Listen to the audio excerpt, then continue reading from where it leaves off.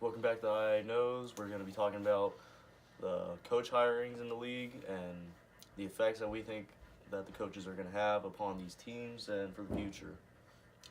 Who do you want to go with first? Let's go ahead and start with the Adam Gase hiring. Oh, yeah, Yeah. that great press conference. Yeah. So, what are your opinions on that? Well, Adam Gase, he's offensive-minded head coach. Mhm. Everybody knows.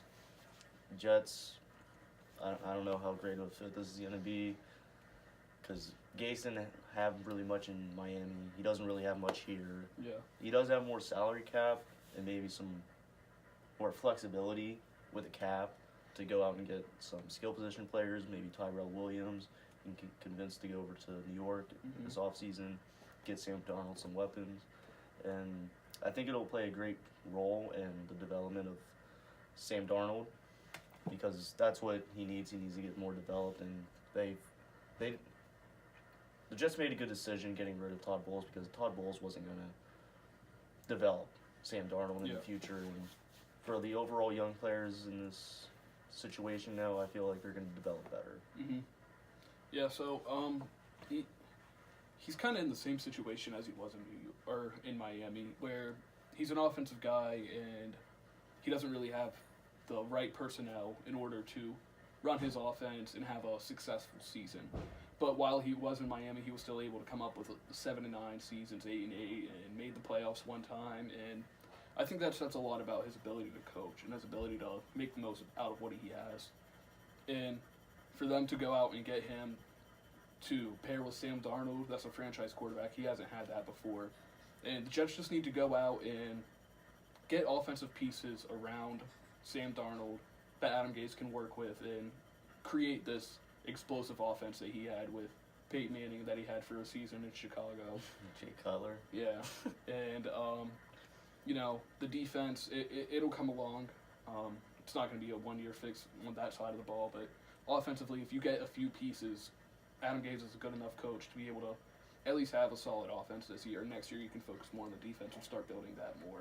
But they really need to zone in on that this offseason, or else Adam Gase isn't going to have a very successful tenure with the Jets. Yeah, I anticipate them going offense with their first pick because sure they could go with some edge rusher, maybe get a corner, some secondary help, but ultimately you need to protect Sam Darnold, and I feel like that's what they're going to do in the draft. All right, so now we're going to move into stay in division.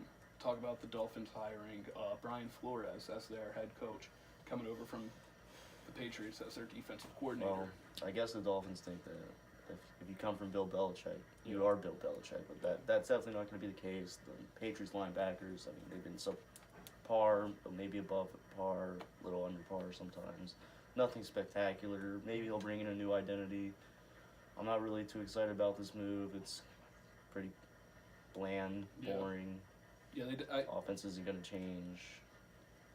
Yeah, I think they definitely had a downgrade. They did get the Patriots wide receivers coach to be the offensive coordinator. Maybe that can spark something on the offensive side of the ball, but probably not, honestly. And you saw Matt Patricia; he was learning under Bill Belichick for 6-7 years. He went to Detroit, and the system doesn't work for him. It just hasn't. And Brian Flores having less experience and less preparation to become a head coach, and really having a really bad year as defensive coordinator in his only year as defensive coordinator. I don't expect any. This is a big downgrade for them. I don't expect any change. Brian Tannehill's going to regress. They at least had a solid offense with Adam Gase, and that's going to be worse. And maybe the defense will take a minor step up, but it's not going to be anything drastic. And I don't understand this hire in any way because there were people in New England calling for Brian Flores to be fired as defensive coordinator, and you just gave him a promotion. That doesn't make sense to me. No, it doesn't. And I don't really have much else to say about it. Pretty boring. All right, you want to stay in the state of Florida? Talk about the Tampa Bay Buccaneers hiring Bruce Arians. Yeah, Bruce Arians. That's a big hire. That is a really big hire. You got him to come out of retirement for Jameis Winston.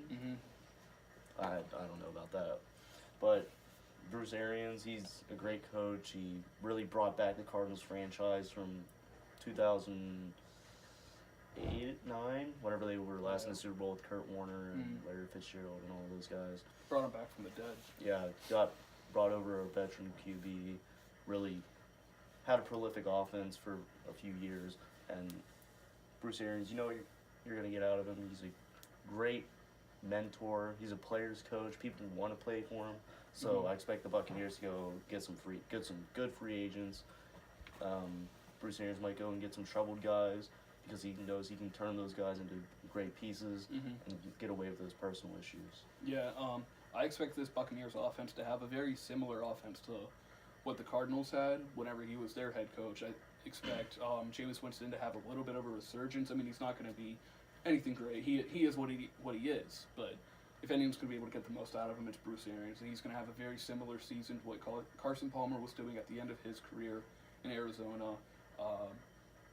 Bruce Arians found different ways to use Larry Fitzgerald. I think he'll be able to do the same thing with Mike Evans and Chris Godwin. Adam Humphrey's going to get that big extension.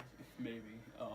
He definitely needs to bring in a bell cow, and that's that. You got to draft on the offensive line, but the offense last year wasn't a problem for the Buccaneers. It was the defensive side, and schematically, I don't think Bruce Arians really helps this defense, but I think it's more of a culture change that's really going to help the defense. Yeah. Because they have the pieces. They have Jason Pierre-Paul. They have Vita Vea, who's a really great young defensive lineman. They have good linebackers. Vernon Hargreaves has the tools to be a good cornerback.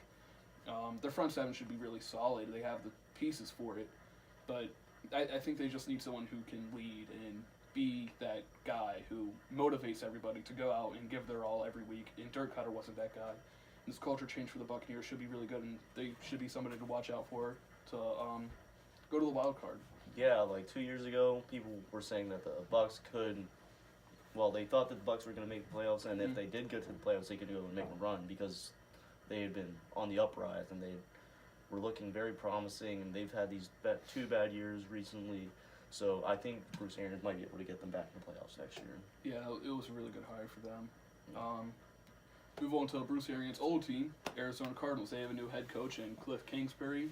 I've been very open about this is another hire that doesn't make sense. You hire somebody that got fired as a college head coach and was going to be an offensive coordinator at the college level, and now you're giving him a chance to run an NFL franchise. And they're really going all in on this the college influence on the NFL. Innovative offense. Yeah, and you have seen the college offense slowly creep into the NFL, but I don't think the NFL is ready for what Cliff Kingsbury is going to bring. He has Jake Spavital as an offensive coordinator, I believe. I believe he came over. They got a decent defense coordinator. Yeah, I forget what his name is. They're really going all in, and this was a last ditch effort, Steve yeah. Keim, the Cardinals GM. He's sitting there with 2 strikes, and he's got a full count, and he's just swinging. And this has got to be a great year. It's got to pay off big, or else he's gone, and Cliff Kingsbury is going to be gone, and he's going to be an offensive coordinator for some college again. Well, they just need to get a 500 record. Mm-hmm. I feel like if they can get in the hunt to be in the playoffs. Even if they have a bad record, but they're putting up 30 a game, I think they'll be happy. I'm really intrigued to see how this pans out with Josh Rosen, because while he didn't have a great season last year compared to the other rookie quarterbacks, it's not like he was bad. Yeah. He's a very capable quarterback, and I don't know if him taking on the air raid type of offense is. I don't think he's ready for that this early in his career. There's only a few quarterbacks who have ever been able to throw the ball 50 times every game and be successful with it. Yeah, it's like giving Andy Dalton the keys to the new Lamborghini. Yeah, and maybe in 4 or 5 years, Josh Rosen will be able to be that guy, but right now he's not, and I don't think this team is prepared and has the personnel for the type of offense that Cliff Kingsbury is going to want to run. I don't think the defense is prepared for, the long, the Chip Kelly effect, basically, that the Eagles had, where the offense was quick pace and they were short drives and the defense was on the field the entire time, and they just don't have the talent or ability to keep that up through an entire season. Time of possession, that is a big factor. Mm-hmm. it could be really costly for the Cardinals. It could put this franchise back a few years, or they could launch ahead. And it's just a big swing. They're swinging for the fences, and we'll see what happens. I think they're going to strike out. I like it. I like that they're swinging for the fences because they need something. Yeah, they need something, and the franchise has been subpar for the past 2 years, and I like whenever the Cardinals are good. Yeah. I think it's a good spark plug for them. If this works out, it's going to be a very exciting football team to watch. Definitely. It's going to be very fun to watch, even if they're not winning a bunch of games. But that makes that NFC West look a lot more scary. But it's very, very boomer bust. You talk about NFL prospects. This guy's boomer bust. This is a huge boomer bust hire at head coach. All right, so now we're going to talk about the Cincinnati Bengals hiring Zach Taylor from the Los Angeles Rams, and he was a quarterbacks coach. Yeah. You want to start on this one? I've got to gather some thoughts on this. Yeah, I mean, Zach Taylor, he's been the QB coach there. He's young. Sean McVay, maybe. If you talk to Sean McVay, he got a head coaching job anywhere in the world. Yeah.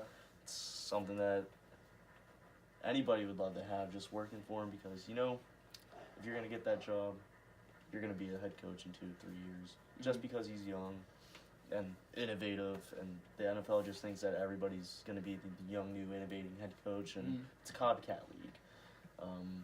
I don't think Zach Taylor's going to bring anything special to the Bengals. Sure, they may have a new identity to them. They're not going to have that maybe chippy of a play, and he's going to try to spark plug Andy Dalton, but Andy Dalton's not really that big of a great quarterback. And I mean, he's put up great numbers in a few years, but everybody around him's old now. You got Tyler Boyd and John Ross. They haven't really panned out as great. Well, Tyler Boyd. He had a breakout Boyd's, year this year, but he hasn't panned out what they wanted them to be in that second round pick.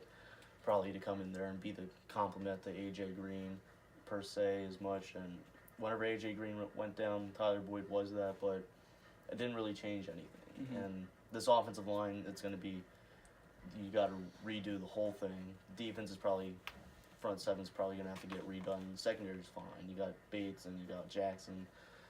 And you got to bring in a good defense coordinator to help complement whatever you do on offense, whatever you want to put in.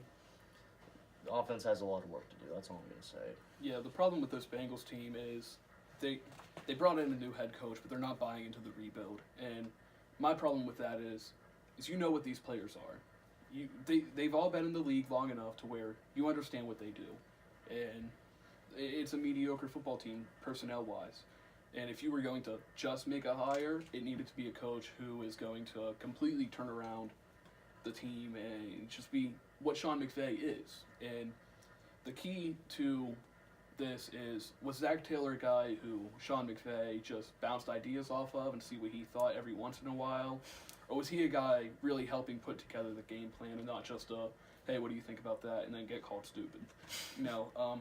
If he was really putting effort and really helping with the game plan and really helping Jared Goff fix his mechanics and be able to make the reads, maybe this could be a really good hire and their offense could be significantly better.